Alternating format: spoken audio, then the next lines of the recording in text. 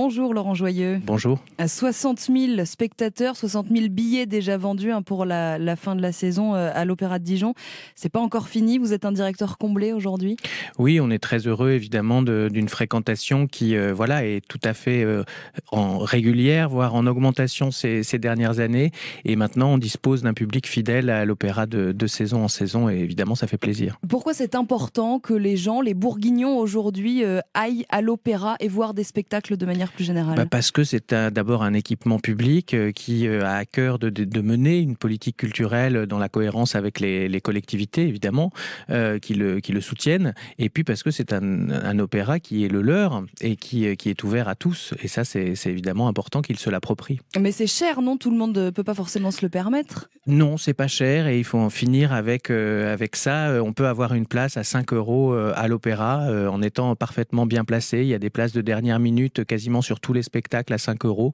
Donc non, l'opéra n'est pas cher. L'opéra est un des moins chers de France. 17 € le prix moyen du billet. Ça reste vraiment pas cher du tout. On travaille en coproduction avec de grandes maisons parisiennes notamment. Et pour le même spectacle, comme par exemple le Retour d'Ulysse qu'on a donné il y a quelques semaines, vous aviez le billet à Paris aux alentours de 200 € pour le prix maximum, alors qu'à Dijon, le prix maximum, c'est 57 € si vous n'avez vraiment pas de chance et aucune réduction. Et quand on n'y connaît rien à la musique et à l'opéra, est-ce qu'on risque pas un peu de s'ennuyer? On s'ennuie jamais à l'opéra.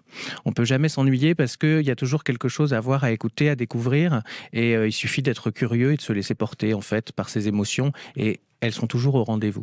La culture, elle a effectivement été assez absente de la campagne présidentielle ces derniers temps. Est-ce que c'est parce que c'est un thème pas assez porteur? Les gens ont autre chose en tête aujourd'hui que de se divertir? Je trouve que c'est un peu facile de dire ça, et d'autant plus facile que les politiques et les uns et les autres, on convoque volontiers la culture quand il y a une grande tragédie. On se souvient de Charlie Hebdo, et tout de suite on a mobilisé la culture, on a fait appel à la culture pour faire rempart contre l'extrême droite et cette folle de Marine Le Pen. Dans le même moment, on convoque la culture. Et pourtant, elle n'est pas assez présente dans ce débat. Il est 7h56, c'est Laurent Joyeux, le directeur de l'Opéra de Dijon, et notre invité sur France Bleu Bourgogne. Vous prenez visiblement position, vous, ce matin, les artistes qui s'engagent, qui prennent position pour ou contre tel ou tel candidat, c'est leur rôle d'après vous?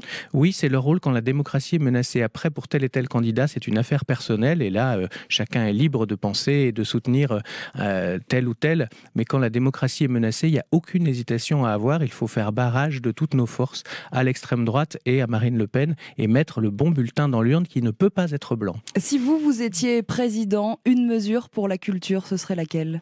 Une seule mesure, c'est compliqué parce qu'il y a énormément de choses à faire, mais d'abord le soutien aux artistes, parce que sans la création, sans le soutien aux artistes, il n'y a pas de spectacle, il n'y a pas de galerie, il n'y a pas d'art contemporain. Il faut un art vivant et qui reflète la réalité de la société et de ses questionnements. Alors pour revenir sur la saison prochaine de l'opéra, en un mot, il va y avoir des nouveautés. Qu'est-ce qui nous attend pour l'année prochaine? Alors il y a 95 levées de rideau, il y a 9 productions lyriques, donc c'est une programmation très riche et très dense, et on aura un nouvel artiste en résidence, Leonardo Garcia Alarcón et Capella Mediterranea, qui est un artiste que les scènes du monde entier s'arrachent aujourd'hui.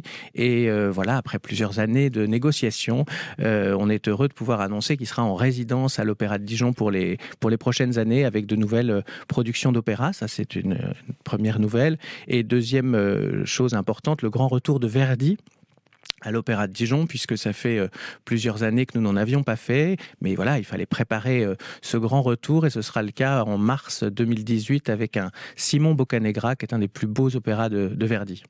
Laurent Joyeux, les dernières secondes de l'interview, vous me répondez uniquement par oui ou par non. L'Opéra de Dijon proposera plus de spectacles la saison prochaine, oui ou non? Oui. Le pass culture pour les jeunes de 18 ans, qui est une proposition d'Emmanuel Macron, c'est une bonne idée, oui ou non? Oui. Et puis Laurent Joyeux, êtes-vous un directeur heureux?